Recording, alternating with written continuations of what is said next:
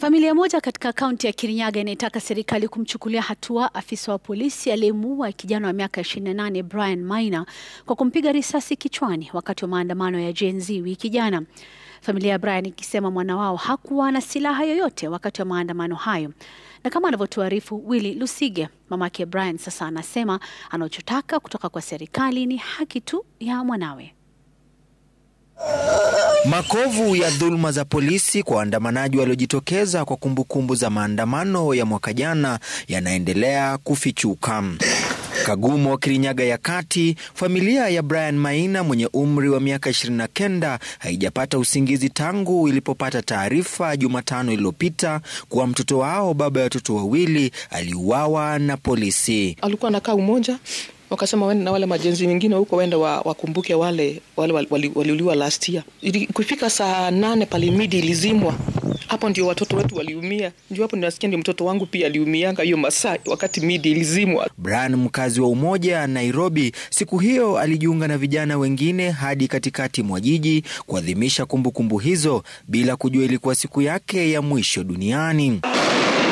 Wakiwa katikati mwa jiji walirushiwa vitoa machozi, akalemewa na kuanguka. Afisa mmoja wa polisi akimfikia na kumpiga rungu kichwani, akivunjika fuvu. Wakati walipigwa na tear gas ikamweza, ndiye alikuja akagongwa. Ndio unapiga unaanguka chini. Sasa ndio kuja akagongwa hapa, aligongwa hii rungu ya hapa. Juu hakuweza kuamka tena. Hata ni bahati wajenzi wanapendana waachanagi. Mmoja ndiye alirudi akamuona kambeba hivi. Wakatafuta gari, hawakupata gari. Wakachukua pikipiki. Uchunguzi wa mpasuaji wa maiti umefanana na ushuhuda wa waliokuwepo. Tukapika saa 3, tukaambiwa ameenda. Kupigwa picha kaambiwa amevunjwa iskala.